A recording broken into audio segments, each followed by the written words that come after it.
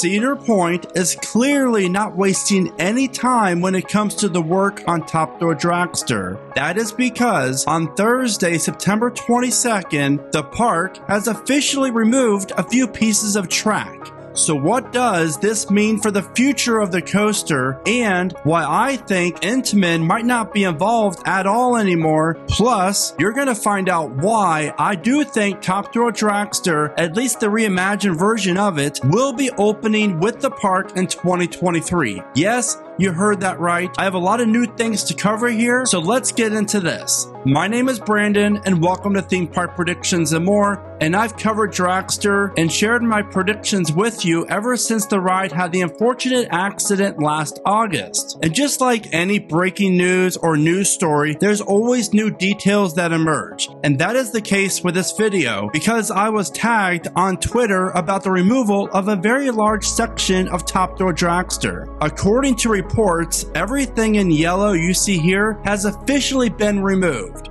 So, on my recent Top Thrill Dragster video, I did state that since this project is such a huge undertaking and Dragster is already about 20 years old, that I definitely see Cedar Point replacing all the track if it is indeed an Intamin coaster, just so the ride would have a longer lifespan. And again, we have seen this with the Incredible Hulk and now Nemesis at Alton Towers. But I gotta say, I am kinda shocked that the track at the exit platform and the station has apparently been removed, since really that track never really sees a bunch of wear and tear. Which leads me to this. There have been rumors about Intamin might not be involved with this project going forward. And as a huge Intamin fan, that rumor honestly terrifies me, because Intamin has really upped their game over the last few years when it comes to reliability, building world-class roller coasters that will sure to shake up your top 25. So does Cedar Fair really hate Intamin that much that they do not want them working on this project after all? To me, honestly, that's a head scratcher, since Intamin's built everything with this coaster, and the accident could have been Intamin, could have been Cedar Point maintenance, could have been a fluke of accident. You know, I'm not really going to justify who's at fault for it. When it comes down to it, we already know that Cedar Fair doesn't really like working with Intamin, let alone RMC. So without those manufacturers, who does that leave us left as far as who can come in here and reprofile Top Thrill Dragster and create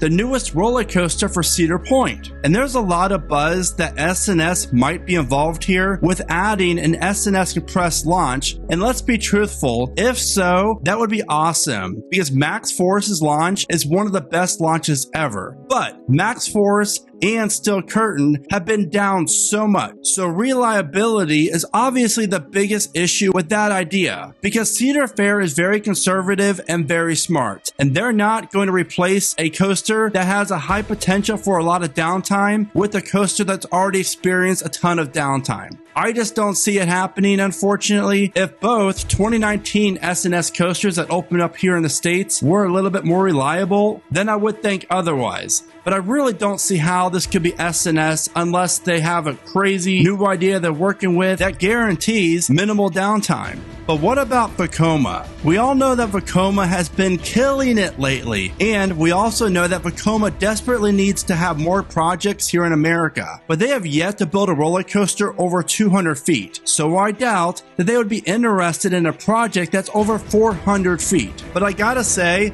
I love the idea of this, and I'm very intrigued because I would love to see what Vekoma could do with this potential new layout. And the last coaster manufacturer that I really think has a potential shot at this would be Mack Rides. We all know that Cedar Fair loves working with Mack, and Mack Rides typically don't offer a ton of downtime. But Mack Rides, on the other hand, are more not so extreme, and that's not a bad thing, but when it comes to a ride like this, I just don't know if Mack Rides will be up for the task. Now, I would love for them to be able to do it, but really, would they be interested in doing this? Now, judging by Thorpe Park's rumored new hypercoaster opening, and if that layout really is indeed a Mack, then I must say I am all for this project being handed to Mack Rides. And the biggest wild card for manufacturer would have to be RMC. Now, I definitely am not predicting that RMC is going to be coming in here and redoing, Top Thrill Dragster. That's not what I'm saying. All I'm saying is we have to leave the door open for the possibility. And to be truthful, I only think it's like a 1% chance that this could be an RMC project. But again, I have to at least say it because you never know in this industry, and that's a beautiful thing.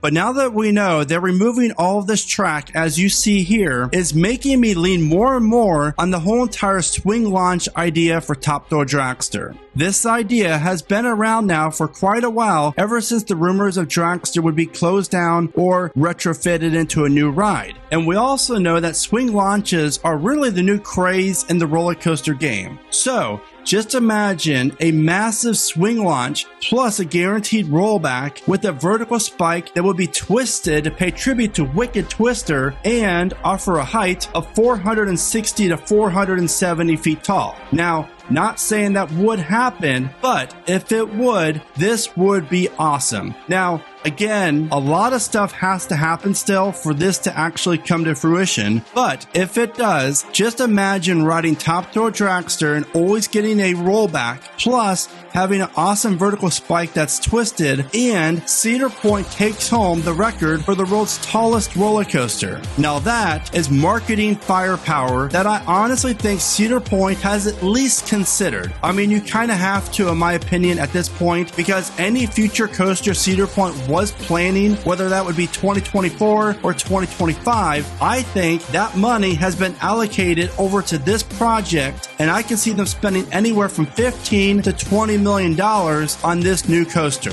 As you can see, this creation from my friends from Escape Designs definitely shows you just how the swing launch would work on Top Thrill Dragster. Now, I definitely think the trains are going to have to be a little bit longer. That way, the capacity isn't as bad as it is now. Plus, with an LSM launch, the ride's going to suffer from a lot less of downtime than it does with the hydraulic launch. And there's a very good chance that we will not see the roller coaster close down as much for high winds, since we know that LSMs have a pretty good shot of getting the coaster train over the giant top hat every single time. Now, all of this leads me to, when will Top Thrill Dragster open? And before I share that with you, I just want to say, for the future of Cedar Fair, if this project is not an Intamin coaster, I am terrified of what's going to happen down the road. Because again, Intamin and RMC are kind of on the bad side of Cedar Fair, and we all want that to change because we all love Intamin RMC. I mean, let's be honest here, they're arguably the two best coaster manufacturers out there. Again, if this is not Intamin, then who knows how that relationship will ever, and I mean ever, get better. Unless Cedar Fair gets bought out or we have a new CEO, something's got to change, and something would have to happen for that to change. For me, I really want this to be an Intamin just to keep that relationship there, and hopefully Cedar Fair and Intamin would repair the relationship so that they can add new coasters to parks all across the chain.